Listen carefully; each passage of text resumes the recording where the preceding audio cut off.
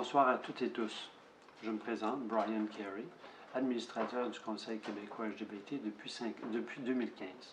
Et ce soir, je viens solliciter votre confiance pour un autre mandat. Je suis présentement en déplacement pour des raisons personnelles et regrette de ne pouvoir être avec vous, même via Zoom. En bref, voici qui je suis et pourquoi j'aimerais poursuivre ma collaboration sur le CA. Je suis de Bonaventure en Gaspésie où je me suis installé avec mon conjoint en 2006.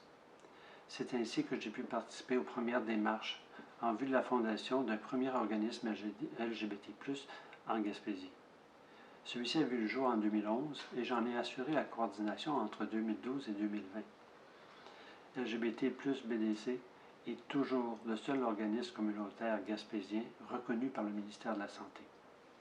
À titre de coordonnateur, j'ai collaboré à l'organisation de 2 colloques régionaux, à la création du réseau Diversité Gaspésie-Île-de-la-Madeleine, un nouvel organisme à vocation régionale qui est en demande de reconnaissance auprès du ministère de la Santé.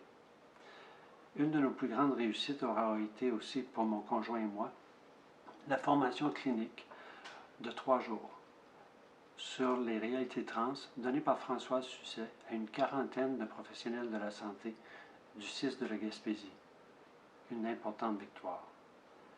En 2019, grâce à l'appui du Bureau de lutte, nous avons formé une première cohorte d'une trentaine de pères aidants et aidantes LGBT+, pour briser l'isolement et offrir un soutien individuel aux personnes de nos communautés sur notre grand territoire.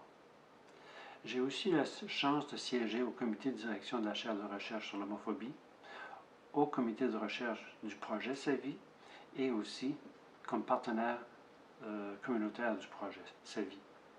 J'ai aussi participé au comité consultatif sur la mise en œuvre du plan de lutte et je suis un intervenant du GRI Montréal en Gaspésie.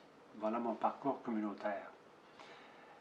Mon engagement de départ au sein du Conseil québécois était très motivé par l'idée d'élargir l'inclusion des groupes et des personnes LGBT+, à l'extérieur des grands centres urbains. En milieu régional, rural et éloigné, nous éprouvons un grand isolement et sommes confrontés à des réalités parfois semblables, mais souvent très différentes des milieux plus urbains. Depuis 2015, avec l'arrivée notamment d'une nouvelle directrice générale, Marie-Pierre, et de nouveaux membres au CA, il y a eu une réelle préoccupation de reconnaître et soutenir les organismes en région.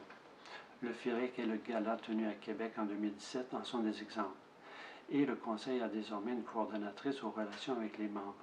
Et le second congrès en mars dernier, à quelques minutes du confinement, a confirmé notre appétit pour des efforts soutenus en ce sens.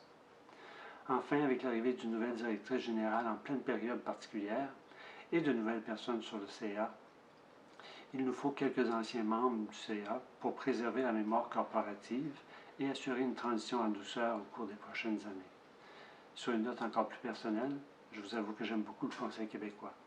Les membres engagés et très ouverts du CA qui a su se renouveler et maintenir une belle cohérence au cours des dernières années, et la jeune, dynamique et créative équipe extraordinaire à la direction générale sont des garants de succès à long terme.